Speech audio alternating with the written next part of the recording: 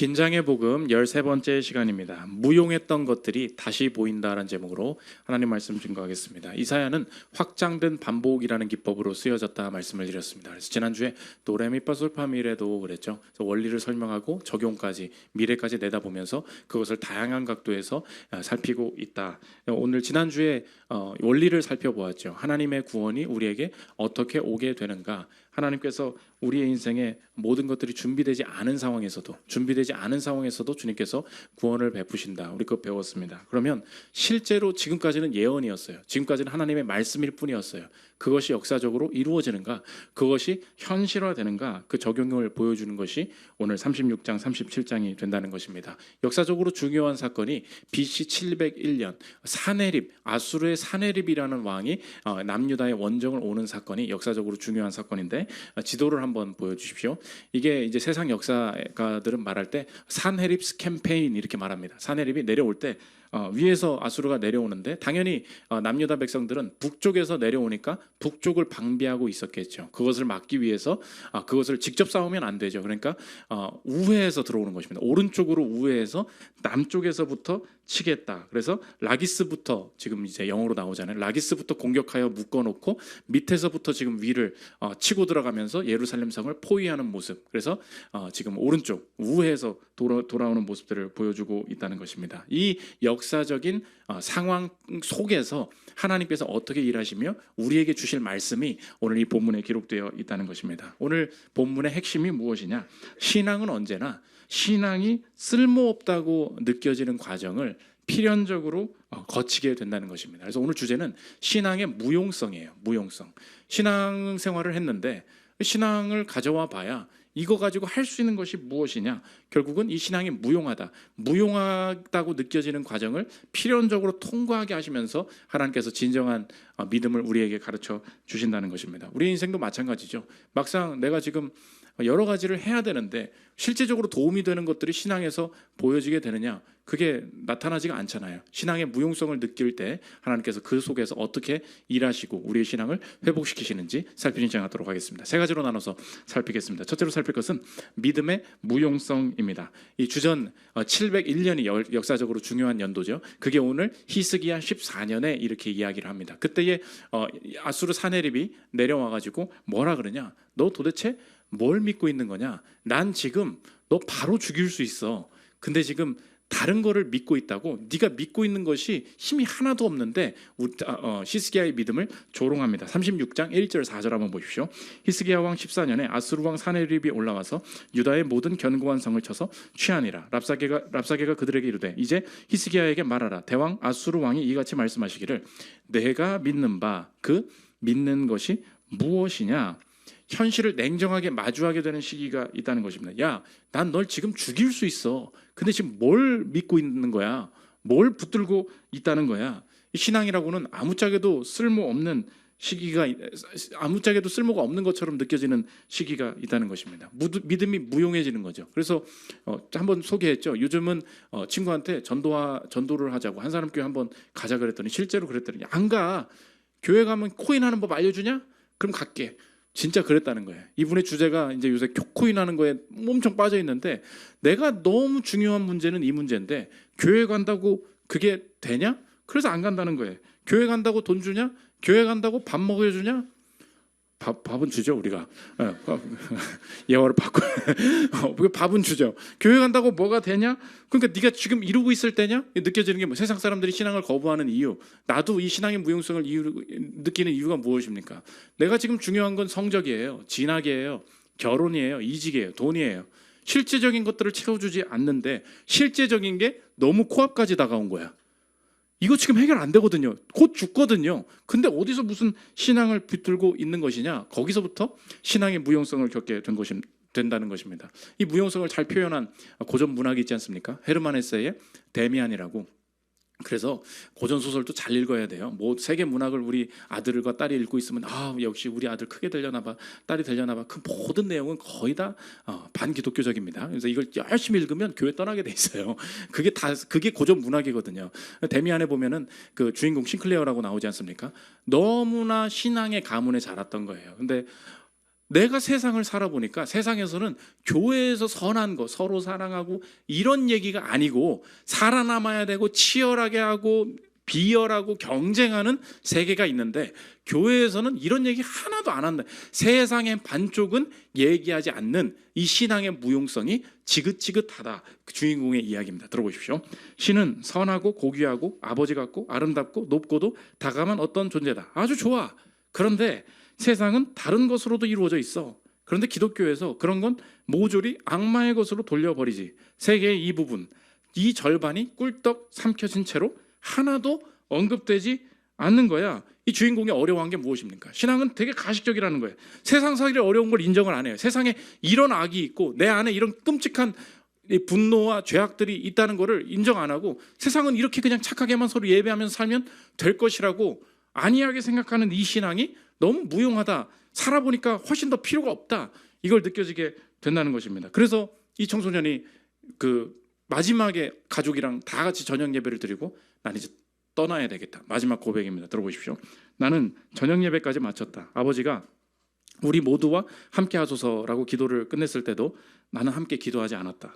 급격한 경련이 짜증났다는 거죠. 이 모임에서 나를 밀쳐냈다. 하나님의 은총이 그들 모두와 함께해도 이제 나와는 함께하지 않는다. 나는 싸늘해진 마음으로 녹초가 되어 자리를 떴다. 신앙 필요 없다는 거죠. 살아보니까 이거 가지고 할 수 있는 게 없다. 오늘 히스기야가 마찬가지였어요. 하나님 믿는다고 했거든요. 사내립이 코앞까지 온 거야. 뭐 어쩌자는 거예요. 이제 죽는 거예요. 믿어봐야 아무 소용없네. 됐다는 것입니다. 오늘 본문은 신앙이 아무 소용없다고 느껴지는 이 신앙의 무용성을 맞이하는 우리에게 하나님께서 일하시는 방식을 보여주고 있다는 것입니다. 정리하면 제목과 같습니다. 무용했던 것들이 다시 보이는 시간을 허락하신다는 거예요. 신앙이 무용하다고 믿었어요. 그러면 그 다음에 무엇을 찾겠습니까? 내가 생각하는 유용하다는 걸 찾겠죠. 히스기야도 그랬어요. 신앙은 무용해. 그래서 유용한 거, 실제적으로 도움이 되는 걸 찾아야 했어요. 히스기야가 무엇을 붙들었습니까? 애굽을 붙들었어요. 유용하다고 생각하는 애굽을 붙들었습니다. 문제는 뭐냐? 우리가 신앙이 무용하다고 떠날 때 유용한 것을 딱 붙들 때 하나님께서 허락하시는 상황은 뭐냐? 살아보면서 느껴지는 게 뭐냐?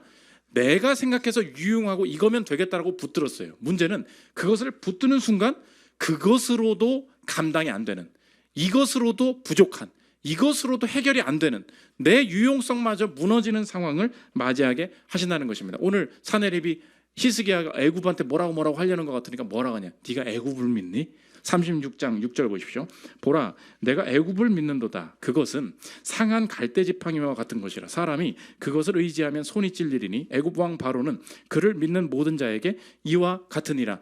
네가 결국 아수르를 우리를 상대하기 위해서 하나님 말고 의지하는 게 애굽이야? 애굽이 뭐래요? 상한 갈대지팡이야. 내가 유용하다고 생각하는 걸 골랐다니까요. 하나님 떠나서 골랐어요. 문제는 뭐예요? 내가 유용하다고 생각했던 그것도 내가 감당해내는 이 현실 앞에서는 부족하고 충분치 못하고 오히려 문제를 많이 일으키는 일이 된다. 이것을 깨닫게 하신다는 것입니다.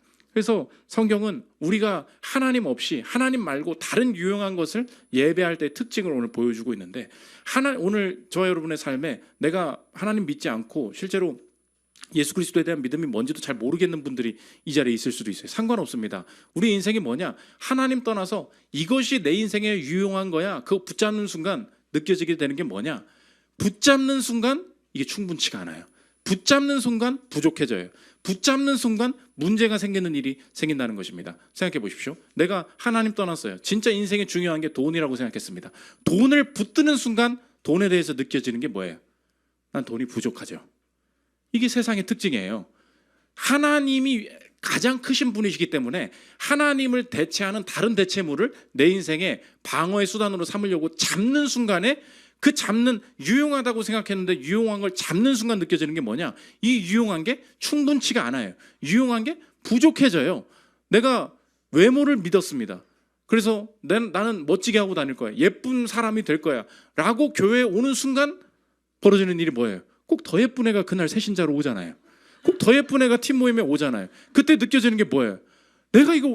나는 이걸 믿었거든요. 믿었던 것이 날 배신해요. 믿었던 것이 부족해진다는 것입니다. 인생에 실력밖에 없어. 나는 열심히 공부해서 내 실력으로 사람들을 누르고야 말 거야. 그러고 나서 꼭 회사 들어가면 신입사원으로 누가 와요?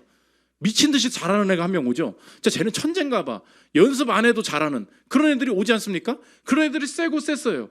그때 느껴지는 게 뭐예요? 내가 하나님이 무용하다고 생각해서 다른 유용한 걸 골랐다니까요. 세상에 모든 유용한 것들의 특징이 뭐라고요? 내가 그걸 잡는 순간 그것이 오히려 날 부족하게 만들어요. 힘들게 만들어요. 날 잡아먹는다고. 그래서 미국의 작가였던 그 데이비 포스터 월리스라고 있잖아요. 유튜브에 치면 그 사람이 했던 강연이 나와. 대학에서 할 게 뭐냐. 이 사람 자기도 하나님 안 믿어요. 그런데 모든 사람은 예배한다는 거예요. 모든 사람한테는 하나님이 있다는 거예요. 근데 그것이 그 기독교의 하나님이 아닐 때 내가 다른 것을 잡는 순간 오히려 내가 돈을 잡고 외모를 잡고 실력을 잡은 순간 오히려 그것이 왜 이렇게 안 충분하지? 왜 이렇게 이게 역할을 못하지? 오히려 나를 힘들게 만든다는 것입니다. 그분의 얘기입니다. 들어보십시오. 모든 사람은 무언가를 예배한다. 우리가 선택할 수 있는 것은 예배의 대상뿐이다. 하나님 이외의 대상을 우리가 예배한다면 그것이 거꾸로 우리를 산채로 잡아 먹는다. 내가 유용하다고 생각해서 붙들었거든요. 그게 무너진, 그게 부족하는. 난 성적이면 돼. 내 성적이 떨어지면 어떻게 할 거예요? 난 실력이면 돼. 내 실력보다 좋은 사람이 있으면 어떻게 할 거예요? 오늘 우리 교회도 9년 만에 이제 서울대생 조금 오거든요. 9년 동안 서울대 앞에 있는데 서울대생이 아무도 안 오다가 요새 조금 와요. 그럼 물어봐. 그럼 서울대 안 다닌 사람들은 부럽잖아. 와, 저 오빠 서울대래. 저 청년 서울대래. 와, 진짜 좋겠다. 물어봐요. 서울대라 좋으시겠어요. 상한 갈대 지팡이. 이거 나 서울대 나와서 할 수 있는 게 없어요, 목사님. 나와봐야 아무 소용 없어요. 이렇게 된다고요. 그 각자의 마음마다 가지고 있는 게 뭐예요? 남들이 볼 때는 어마어마하게 유용한 걸 가지고 있는 것 같아요. 그러나 우리 모두가 내가 무언가를 붙들고 있지만 늘 내 마음속에 같이 느껴지는 건 뭐예요? 내가 이걸 붙들었지만 내 안에 이것으로는 채워지지 않는, 다 해결할 수 없는 부족함이 여전히 남아있다. 이게 있다는 것입니다. 이번 주에 한 엔터테인먼트 회사에서 서로가 싸우는 장면을 전 국민이 구경하고 그러지 않습니까? 여기서 이제 제가 말을 잘못했다가는 온갖 사방의 적이 저를 공격하고 명예훼손으로 고소. 아무 말 안 할 거예요. 난 두 분을 위해서 기도할 잘 되길 바래요. 거기 잘 되길 바라는데 내 설교를 준비하다가 한 가지 관점에서, 난 내용도 잘 모르고 한 가지 관점에서만은 잘 보이더라고. 오늘 사람이 뭔가를 중요하게 예배한다 그랬죠. 가장 중요한 거, 내 인생 이게 유용하다라고 붙잡고 산다고. 미스터 방 있잖아요, 그죠? 뱅, 영어로 하면 뱅인가? 방이 있고 그 여자분 있지 않습니까? 둘 다 어떤 사람이에요? 내가 제일 잘하는 사람이에요. 내가 제일 잘하는 것으로 평판이 있고 내가 제일 실력 있는 것으로 인생을 살아온 사람들 아닙니까? 그 두 사람이 만난 거예요. 뱅의 입장에서는, 뱅 형제님의 입장에서는 어떻겠습니까? 아시겠지만 나는 세상 사람들은 최고라고 하는데 나도 알아요. 내가 못하는 게 있어요. 그게 뭐예요? 근데 걸그룹을 만드는 거는 내가 잘 못한다고. 그래서 내가 이 부족한 부분들을 어떻게 채울까라고 해서 그 사람을 해가지고 기회를 줬다는 것입니다. 문제는 뭐예요? 내가 이 모든 상황을 통하여서 내가 이루고자 하는 것, 내가 붙들고자 하는 것이 무엇입니까? 나는 이것도 잘한다는 거죠. 나는 이것도 이뤘다는 거죠. 결국 이 모든 상황을 통해서 내가 수성해야 되는 것, 내가 지켜내야 되는 것이 뭐예요? 내가 최고라는 거예요. 그래서 내가 최고가 아니게 되는 순간 모든 게 무너지는 거예요. 모든 게 분노인 거예요. 근데 나는 내가 그렇게 되기 위해서 이 모든 것을 이 모든 계획을 진행시켰어요. 근데 갑자기 이상하네요. 갑자기 그분이 자기가 했대요. 아니 그러면 맞아요. 당신이 해서 너무 고맙습니다 라는 말이 절대 안 나온다고. 왜요? 내 최종 목표가 뭐였어요? 내가 최고라니까. 그게 내 인생에 붙들어야 될 거예요. 그러면 최고가 되면 좋을 줄 알았어요. 최고가 될 때 문제가 뭐예요? 최고가 아닐 수도 있다는 상황이 벌어질 때 내 인생은 절망이에요. 그러니까 내가 최고가 아닐 수도 있다는 상황들을 다 제거해야 돼요. 그때 자꾸 자기가 했다고 얘기하니까 아니 맞아, 너의 공로야, 너무 고마워 라는 말이 안 나와요. 왜요? 네가 나를 높이지 않을 거면 필요 없어. 반대도 마찬가지예요. 제가 지금 그분 욕하는 게 아닙니다. 고소하지 말아요. 명예는 그런 거 아니야. 여자분도 마찬가지죠. 자꾸 내가 했거든요. 그러면서 점점 툭툭툭툭 튀어나온 게 뭡니까? 너의 도움이 필요가 없었어. 이 얘기한다고요. 왜 그죠? 내가 잘했거든. 내가 했거든. 그러면 내가 해서 이루어진 것으로 내가 인정받아야 되는 사람이 가장 절망하는 게 뭐예요? 내가 한 게 아니래. 그걸 인정을 못하는 거예요. 야, 그분 이 도움 때문에 여기까지 왔습니다. 이 한마디가 안 나오는 거예요. 그러니까 최고로 살아야 되는 사람과 최고로 살아야 되는 사람이 서로 만났어요. 한 명은 죽어야지. 세상의 방식이 이와 같다는 거예요. 난 최고로 살았어요. 마지막에 나를 무너뜨리는 게 뭐예요? 최고를 지키려는 그 마음이에요. 네가 더 잘할 수 있다는 걸 절대 인정하지 못한다고. 적용이 무엇입니까? 하나님 앞에서 하나님이 내 인생을 다시 부르실 때 어떻게 부르시냐? 신앙? 필요 없어.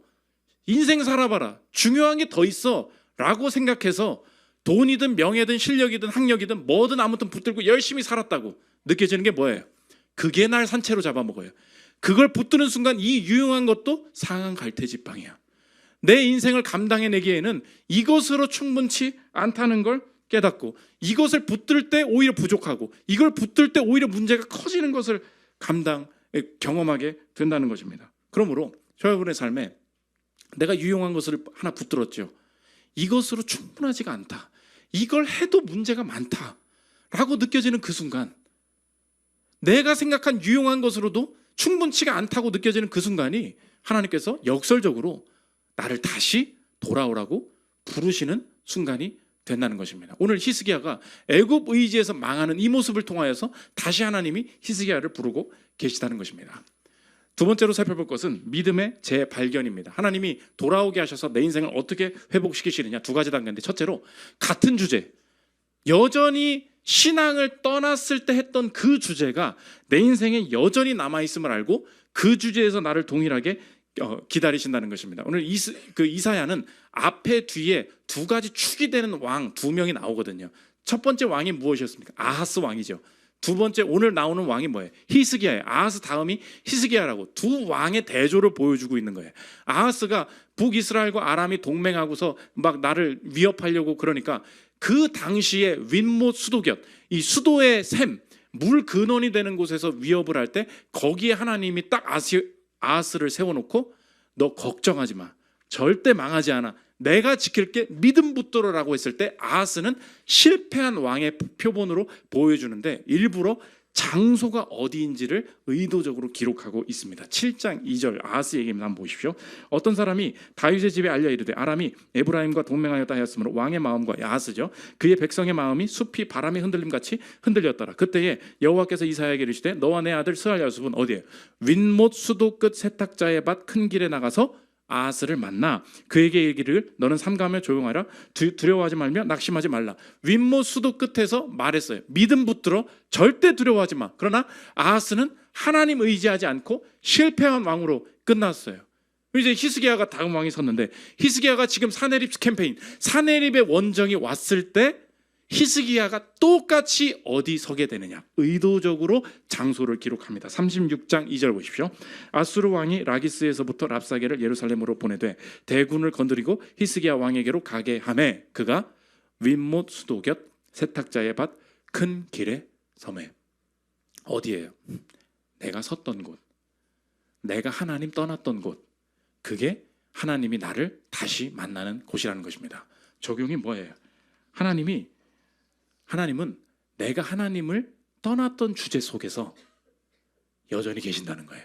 내가 하나님을 떠났던 그 주제에서 나를 다시 만난다는 거예요. 신앙을 왜 떠났어요? 돈 때문에. 신앙이 돈 주냐? 신앙이 결혼시켜주냐?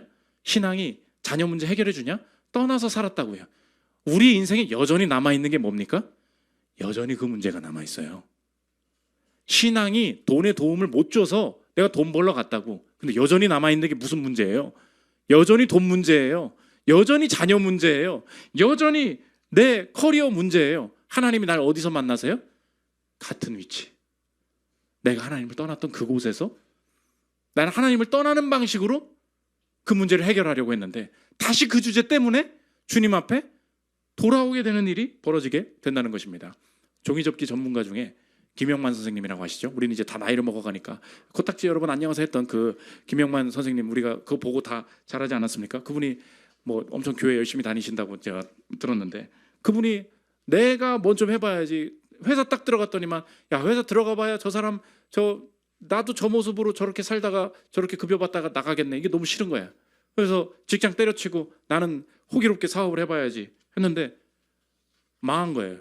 사업이 안 되니까 그때 당시는 사업 안 되면 부도나면 감옥 가는 시대였거든요. 너무 힘드니까 어떻게 하지 하다가 일본에 자기 아는 친구 있어가지고 거기서 빌붙어서 일본에 도망가서 살았다는 거예요. 그때가 가장 비참했다. 그분 얘기입니다. 들어보십시오. 이때가 내 인생에서 가장 암담했던 시기입니다. 아침에 출근할 곳이 없다는 것이 이토록 비참한 일인지 그때 처음 알았습니다. 하지만 그보다 더 큰 일이 있었습니다. 사업 부도가 나면 곧장 감옥에 가던 시절이었으니까요. 당시 일본에 살던 친구 하나가 나를 맞아주어 그 집에서 숙식하며 지냈습니다. 나는 내 힘으로 새로운 것을 해보겠다, 유용한 것을 찾으러 가겠다고 갔는데 망해가지고 일본에 도망갔다는 거예요. 자신의 꼴이 이게 뭐냐? 이 친구가 자녀가 일본 유치원에 등원을 하는데 내가 뭐라도 도와줘야 되겠다. 유치원 등하원을 도와주기 시작하는데 신기한 걸 본 거예요. 일본 유치원 애들은 그때 당시 한국에서 종이를 접는다 그러면 삼각형 접고 사각형 접고 그러고 있었다는 거예요. 근데 5살짜리 애가 유치원을 갔다 오는데 학을 접어오더라는 거예요. 야, 학을 네가 어떻게 접냐?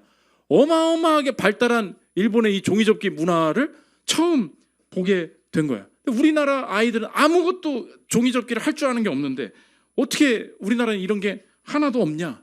그때 하나님께서 다시 이 사람 살리셔서 내가 일본에 왜 갔어요? 내가 열심히 해보려다가 망해서 도망갔지. 근데 다시 일본 같은 위치에 가게 하시더라는 거예요. 그분의 얘기입니다. 들어보십시오.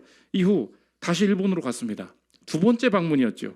처음에는 사업에 실패하여 도망치다시피 갔습니다. 그때 나는 패배자였지요. 하지만 이번엔 아니었습니다. 나는 사명자요 도전자였습니다. 분명한 목적 의식이 있었기 때문입니다. 동경역 앞에 7층짜리 일본 서점이 있는데 갔더니 한 코너가 온갖 책이 다 종이접기 기술과 관련된 책들만 그 당시에도 그렇게 쌓여 있었다는 거예요. 그거 다 가지고 와가지고 철저히 공부하고 한국화 시켜가지고 자신의 새로운 길을 열어서 우리나라의 종이접기 산업이 어마어마하게 초석을 닿을 수 있도록 하나님께서 새로운 길을 열어주신다는 것입니다. 질문은 이거예요. 김영만이 일본 몇 번 갔어요? 2번 갔어요. 그거예요. 하나님이 우리를 어디서 만나세요? 같은 위치에서 만나신다고. 오늘 적용이 그거예요. 하나님이 어디 계십니까? 내가 떠났던, 내가 하나님을 무시했던 그 주제에 여전히 계신다고. 하나님이 뭐가 중요해? 성적이 중요하죠. 하나님은 어디서 만납니까? 이 성적을 놓고 고민하다가 다시 만나요. 하나님 떠나서 남자 만나고 여자 만나고 가정 이루는 게 훨씬 중요한 일이라고 생각해서 찾았어요. 하나님 어디서 만나요? 그 문제 놓고 다시 만나요. 하나님 윗모 수도 곁에서 히스기야 다시 부르신다. 하나님 여전히 그 자리에 계신다. 보여주고 있다는 것입니다. 2번째, 다른 전략. 위치는 같아요. 이제 다른 전략으로 승리하게 하신다는 것입니다. 히스기야가 어떤 회복이 일어나느냐? 기도의 회복, 영적인 회복이 일어나서 기도가 무기다 알게 하신다는 것입니다. 히스기야가 처음에 기도 어떻게 시키냐? 기도를 외주를 맡겨. 역시 이제 사람이 이제 높아지면 외주의 맛을 알잖아요. 남한테 맡기는 게 훨씬 쉽잖아. 기도도, 그러니까 왕은 늘 외주를 주는 거예요. 그러니까 기도도 뭐예요? 외주를 줘야지. 교회도 이제 외주 주시는 분들 많아. 뭐 이렇게 이것도 해. 근데 자긴 기도를 안 해. 근데 외주, 그러니까 왕이니까 외주를 줘야 될 거 아닙니까? 처음에는 이사야한테 좀 가봐서 기도 좀 시켜라. 37장 1절 보십시오. 히스기야 왕이 듣고 자기의 옷을 찢고 굵은 베옷을 입고 여호와의 전으로 갔고 왕이 그들을 아모스의 아들 선지자 이사야에게로 보내매 그들이 이사야에게 이르되 그런즉 바라건대 당신은 이 남아있는 자를 위하여 기도하라 하시더이다 하니라. 처음으로 기도를 부탁해야 되겠다는 선한 마음이죠. 그 마음이 생깁니다. 그런데 결국 마지막에 승리할 때 어떻게 승리하게 되느냐? 히스기야가 이 사내립이 너 갖다 죽일 거야? 편지 보내. 이 편지 놓고 자신이 직접 무릎 꿇는다는 것입니다. 37장 14절 보십시오. 히스기야가 그 사자들의 손에서 글을 받아보고 여호와의 전에 올라가서 그 글을 여호와 앞에 펴놓고 여호와께 기도하여 이르되 우리 하나님 여호와여 이제 우리를 그의 손에서 구원하사 천하 만국이 주만이 여호와이신 줄 알게 하옵소서 하니라. 제가 적용을 처음에 이렇게 썼어요. 그러므로 여러분이 직접 기도하기 전까지 하나님은 절대 응답하시지 않을 것입니다. 여러분이 기도하기 전까지 하나님은 절대 이 일을 해결해 주시지 않을 것입니다. 직접 기도하십시오. 맞죠? 적용 맞잖아요. 근데 이게 아닌 것 같은 거야. 왜 그럴까요? 우리가 좀 하나님 치사할 때 느껴져. 내가 이렇게 기도를 안 했다고 될 것도 안 되게 만들고 네가 직접 기도하기 전까지는 절대 안 해줄 거야. 그냥 꼬장 부리는 할아버지처럼. 그죠? 하나님을 그렇게 우리가 오해할 때가 있다고. 하나님 뭘 하신 거죠? 적용은 이거예요. 하나님은 히스기야에게 무엇을 회복시키시기를 원하셨냐? 하나님은 내게 가장 유용한 것을 회복시키시기를 원하셨다는 것입니다. 이게 주님 주시는 복이에요. 하나님께서 내 인생을 회복시키실 때 내 인생 전체를 어떻게 회복시키시냐? 지금까지는 내가 가장 효율적이라는 방식으로 내 인생 전체를 디자인했어요. 내가 여기 돈 벌어야 되고 교회 필요 없고 내가 뭐 기도도 필요 없고 난 이걸 열심히 하면 내 인생이 열릴 거야. 내가 생각하는 유용함들이 있었어요. 근데 사실 내가 생각한 유용함들이 오히려 내 삶을 가로막고 있다는 걸 깨닫게 돼요. 하나님이 직접 기도하는 그 행위만 회복시키신 게 아니에요. 하나님이 히스기야에게 무엇을 회복시키십니까? 하나님께서 내 삶 전체의 유용함을 회복시키시는 거예요. 그러니까 가장 유용한 게 뭘 깨달은 거예요? 내가 직접 기도하는 거구나. 이 기도 시간을 하나님께서 회복시키시는 거예요. 그래서 저 여러분, 내가 길이 안 열리죠? 뭐가 부족한지 아십니까? 유용하게 살지를 못하는 거예요. 가장 큰 유용함이 뭐예요? 내가 직접 기도하는 거예요. 오늘 히스기야가 편지 놓고 왔죠. 편지 놓고 하나님 앞에 놓고 엎드리는 거예요. 그래서 전통 그 집사님들 보면 이거 따라하시는 분들 진짜 많아요. 여러분도 마찬가지잖아요. 대학 등록금을 못 내겠죠? 가지고 와, 등록금. 폰으로 보지 말고 출력해서 이 앞에다 갖다 놓으라고. 놓고 기도하네요. 주님 이거 어떡합니까? 그 학자금 대출 있죠? 막막하잖아. 그거 어떻게 갚을 거야? 가져와. 출력을 해 또. 가지고 여기다 다 깔아놓으라고. 주님 보이십니까? 장인이 얘기를 하죠. 자네 돈이 없으면 결혼 내 딸을 줄 수가 없네. 뭐 하잖아. 녹음해와. 여기다 틀어. 주님 들으십니까? 주님 듣고 계십니까? 결혼 안 시켜주신답니다. 틀으라고. 내가 직접 기도한 그때 나는 지금까지는 그래 돈 벌어야지. 그래 그럼 이걸 어떻게 해결할까? 늘 나만의 방식으로 유용함을 찾았었어요. 히스기야가 완전히 달랐어. 이사야한테 보내려고 팀 꾸려가지고 야 이거 선물 갖다 줘라 이렇게 하고 야 기도 좀 부탁하고 와라. 이게 내가 해야 되는 유용함인 줄 알았어요. 가장 큰 유용함이 뭐예요? 내가 무릎 꿇고 기도하는 거예요. 이거 하나 하면 된다. 이 기도에 엄청난 다른 전략, 다른 해결이 있다는 것을 보여주고 있다는 거죠. 그래서 우리 사랑하는 성도 여러분, 기도 시간을 조금 늘려야 됩니다. 10분 하죠? 20분. 그냥 앉아 있어. 30분. 오늘은 아무 말 안 하고 그냥 1시간. 졸아도 여기서 존다. 그렇게 해봐요. 기도에 어마어마한 능력이 있다고. 기도가 가장 유용하다고. 그럼 어떻게 해요? 5분 기도했었거든요. 하나님 뭐 기도 안 했다고. 아니에요. 가장 유용한 것을 회복시키시기 위해서 내 인생에 다른 방향으로 다른 전략으로 이끌어 가신다는 것입니다. 2차 세계대전 때 히틀러 나치가 유럽을 슬금슬금 다시 잡아먹으려고 체코도 점령하려고 그러고 오스트리아도 합병시키고 점점 독일이 다시 일어나는 일들이 보여지니까 옆에 유럽이 너무 무서운 거야. 왜냐하면 전쟁의 참상을 봤잖아요. 또 전쟁 날까 봐 난리가 난 거야. 근데 영국의 웨일즈 성경대학 세우신 리즈 하월즈라고 중보기도의 대가거든요. 이게 히틀러가 심상치가 않은 거야. 우리 기도해야 됩니다. 38년에 2차 대전 이제 들어가기 직전에 이거 어떻게 해야 되냐 하고 있는데 히틀러가 너무 센 거예요. 그러니까 사람들이 맞서 싸워야 되는데 전쟁을 피하고 싶은 거야. 그러니까 전쟁을 피하고 싶을 때 사람들이 어떻게 해요? 협정 맺죠. 평화협정. 그래서 38년에 뮌헨 협정이라고 역사가들은 이것을 악인들이랑은 평화협정을 맺는 것은 아무 의미가 없다는 것을 역사적으로 보여주는 아주 대표적인 사례예요. 11개월 뒤에 바로 쳐들어왔거든. 히틀러가. 뭘 평화를 합시다, 뭘 회담을 아무 소용없다는 것을 보여주는 사례예요. 문제는 뭐냐? 사람들의 분위기가 다시 전쟁 나서는 안 돼. 난 또 전쟁 너무 무서워. 이렇게만 하고 있으니까 사람들이 맞서 싸울 생각을 아무것도 안 하는 시대의 분위기가 있는 거야. 그러니까 어떡하냐? 이러다가 영국 먹히겠다. 기도해야 된다. 그래서 성경대학에서 전 교직원을 모아놓고 120명이 모여가지고 기도하고 금식하고 계속해서 그 뮌헨 협정 한 달 전부터 막 기도를 하는데 결국은 뮌헨 협정이 서명이 된 거예요. 제발 1년만 쳐들어오지 말아주세요. 서명을 해버렸어. 거짓 가짜 서명이죠. 그때 계속 기도했다는 거예요. 리즈 하월즈의 호소입니다. 들어보십시오.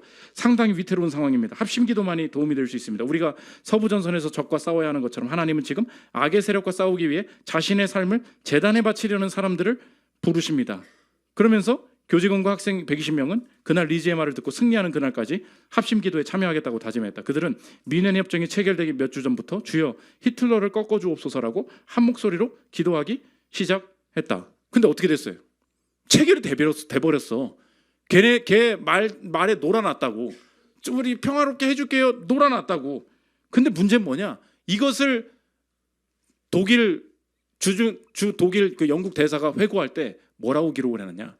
이것 때문에 이겼다는 거예요. 이 사람들이 두려워하고 해서 어쩔 수 없이 미넨 협정을 맺었는데 히틀러가 이상하대. 자기가 스스로 이 협정을 맺으면서 나는 아무하고도 협상을 한 적이 없어요. 들어보십시오. 이 영국 대사였던 네빌 핸더스의 회고록에 나온 얘기예요. 히틀러는 체인벌린 총리에게 달갑지 않은 듯이 말했다. 나는 지금까지 귀화 외에는 누구에게도 양보한 적이 없어. 히틀러는 자신의 결단이 마음에 들지 않아 심기가 불편했다. 그의 참모 중 일부는 영국이 전쟁 준비가 되지 않을 때 서둘러 공격해야 한다고 계속 주장했다. 그들은 히틀러가 미넨 협정을 받아들여 전쟁에서 승리할 수 있는 절호의 기회를 날려버렸다고 판단했다. 이 협정을 맺는 바람에 영국과 프랑스가 전쟁 준비할 시간을 번 거야. 근데 히틀러가 왜 이걸 맺어버려? 아무하고도 협정을 안 했어. 근데 1년만 쳐들어오지 말아주세요. 이거 아무 의미가 도 없는 건데 1년을 왜 물렀을까? 몰라요. 근데 독일인들도 안 하는 거야. 이때부터 사실 승패였다는 거야. 다 먹을 수 있었는데 영국을 진작에 먹을 수 있었는데 여기서부터 꼬이기 시작했다. 이 얘기를 왜 하냐? 오늘 그랬다는 거예요. 라기스 사네립이 쳐들어왔거든요. 먹으면 돼. 갑자기 사네립이 어디 가냐? 잠깐만. 얘네 성 언제 들어가냐? 잠깐 옆에서 좀 딴 데 전쟁하다 오자. 가버렸어. 37장 8절 보십시오. 아수르 왕이 라기스를 떠났다. 왜 떠났어요? 몰라. 함을 듣고 랍사게가 돌아가다가 그 왕을 만나니 림나를 치고 있더라. 딴 데 치고 있었다는 거예요. 9절. 그때 아수르 왕이 구스 왕 디르하가의 일에 관하여 들은즉 사람들이 이르기를 그가 나와서 왕과 싸우려 한다 하는지라. 애굽이 올라온다는 얘기가 막 들려와요. 역사가들이 뭐라 그러냐? 왜 사네립이 이스라엘 성을 예루살렘 성을 포위했다가 떠났느냐? 모른다는 거예요. 들어보십시오. 알렉 모티어 얘기입니다. 사실 우리는 사네립이 림나로부터 북쪽으로 이동한 것이 애국 군대가 온다고 생각해서 그들과 충돌하지 않기 위한 것이었는지 확실하지 알지 못한다. 우리는 단지 여호와의 주도적인 개입으로 이 문제가 해결되었고 여호와가 세계사를 주관하는 주인이라는 이사야의 선포가 사실임이 여실히 증명되었다는 것만을 알 뿐이다. 왜 뒤로 뺐어요? 몰라. 그게 결론이에요. 하나님께서 이 히스기야가 기도하는 가운데 기도한다고 병력이 늘어나냐고. 기도한다고 걔네들이 뭐가 어떻게 되냐고요. 된다고. 그 얘기를 보여주고 있는 거예요. 가장 유용한 게 뭐예요? 같은 위치였어요. 다른 전략이에요. 히스기야가 직접 하나님 앞에 아뢰는 것이 내 인생에 가장 유용한 일이다라는 것을 이 믿음을 회복시키고 나가셨다는 것입니다. 마지막 세 번째, 믿음의 사자입니다. 그러면 아수르 나머지 병력 어떻게 됐냐? 여호와의 사자가 죽였대요. 37장 36절 보십시오. 여호와의 사자가 나가서 아수르 진중에서 18만 5천인을 쳤으므로 아침에 일찍이 일어나 본즉 시체뿐이라. 이 아수르의 사나리 왕이 떠나 돌아가서 니느웨에 거주하더니. 여호와의 사자, 이게 뭐예요? 여호와이지만 하나님이시지만 하나님과 구별되신 분. 이게 여호와의 사자예요. 구약의 여호와의 사자가 뭐라고요? 하나님이시지만 하나님과 구별되신 분. 목사님 뭐라고요? 하나님이면 하나님이지. 하나님이신데 하나님과 구별되신 분. 그 뭐야? 그게 누구예요? 구약의 여호와의 사자는 언제나 예수 그리스도를 말하고 있다는 것입니다. 18만 5천 명이 어떻게 죽었어요? 그냥 여호와의 사자가 죽였대. 그래서 세상은 패자의 기록을 기록하지 않죠. 실제 역사에서 뭐라고 돼 있냐? 전염병이 돌았다. 전염병이 돌았다. 절대 내가 죽었다고 얘기 안 해. 누가 쳤다고. 근데 성경은 분명하게 이 18만 5천을 한 번에 죽인 존재가, 그 주어가 누구였는지를 분명히 기록하고 있어요.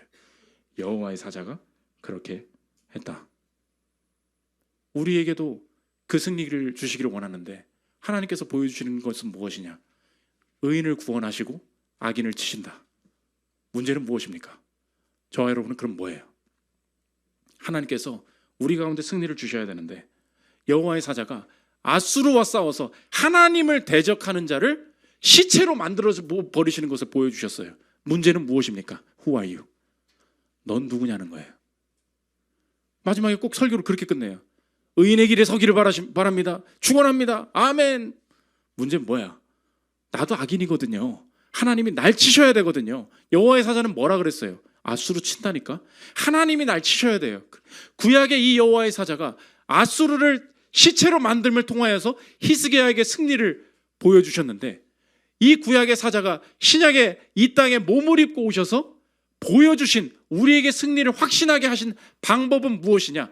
아수르를 시체로 만드시는 방식을 택하지 않으시고, 우리가 하나님 앞에 설 때 하나님을 대적하는 자가 시체로 바뀌어야 하는데, 하나님을 대적하는 자마저 구원하시기 위하여 18만 5천을 시체로 만드신 여호와의 사자가 이 땅에 직접 오셔서 하나님을 대적하는 자를 시체로 만들지 않으시고 자신이 죽음과 싸워 시체가 되시고 부활하시는 방식으로 하나님을 대적한 자에게도 승리를 주시겠다고 약속하셨다는 것입니다. 요한복음 20장 11절 보십시오.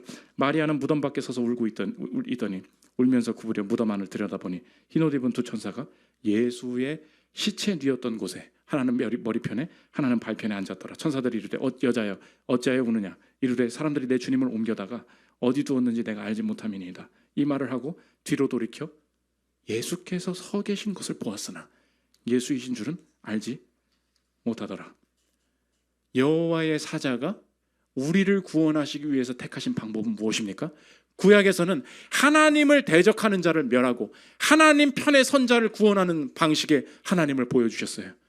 이 하나님은 더 크신 분이라는 것을 우리에게 확증해 주고 계시다는 것입니다. 주님은 하나님을 대적하는 자마저 구원하시기 위하여 자신이 시체가 되시는 방식으로 죽으시고 부활하셔서 우리의 인생에 가장 문제가 되는, 가장 해결할 수 없는 죽음의 문제를 해결하시고 영생을 주셨다는 것입니다. 믿으십니까? 그렇다면 오늘의 문제가 이제 다시 보이는 거예요. 제가 이렇게 정리했습니다. 한번 생각해 보십시오. 나의 죽음 앞에서 내가 가진 모든 것이 무용할 때, 맞죠? 우리의 인생을 살았어요. 나의 죽음 앞에서 내가 쓸 수 있는 모든 카드가 다 무용해질 때, 그분의 죽음이 나에게 영생이라는 가장 유용한 것을 주었으니, 맞죠?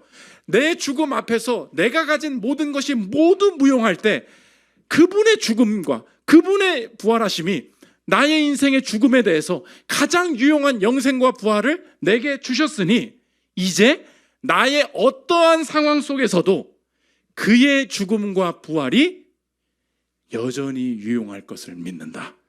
이게 신자의 믿음인 거예요. 내가 지금까지는 신앙 믿어봐야 뭐해, 내 유용함 가지고 살았어요. 살아보니 알게 됩니다. 내가 의지한 것도 상한 갈대 지팡이일 뿐이고, 내 인생의 마지막 앞에 설 때, 죽음 앞에서는 모든 것이 무용지물이 되는, 세상의 유용함으로는 아무 유용한 것을 만들어낼 수 없는 그때에 가장 유용한 것은 무엇이냐? 그가 죽는 게, 그의 시체 되심이 유용하다는 거예요. 주님, 이런 신비가 어디 있습니까? 주님이 죽으시고 주님이 부활하신 것이 그것만이 유용해서 내 인생의 죽음의 상황에 구원을 주셨다면, 그 동일한 예수의 권세가 믿음으로 그분을 구주로 고백하는 자에게 흐르고 있다면, 내 오늘의 상황도 다시 보겠습니다. 이 풀리지 않는 것 속에서 신앙으로는 안 돼. 세상의 유용함을 잡아봐, 돈을 잡아봐, 실력을 잡아봐, 사람을 잡아봐, 이야기하는 그 속에서도 내가 여전히 확신할 수 있는 것은, 이 상황 속에서도 유일하게 유용한 것은 그분의 죽으심과 부활뿐입니다. 이 담대한 믿음이 있으니 세상의 유용함을 가지지 못한 상황에서도 상한 갈대 지팡이를 잡지 않고 새롭게 승리 여시는, 같은 위치에서 다른 승리를 보이시는 그의 승리를 경험하는 저여러분들 되시기를 기도합니다. 우리 찬양하고 기도하는 시간 갖도록 하겠습니다.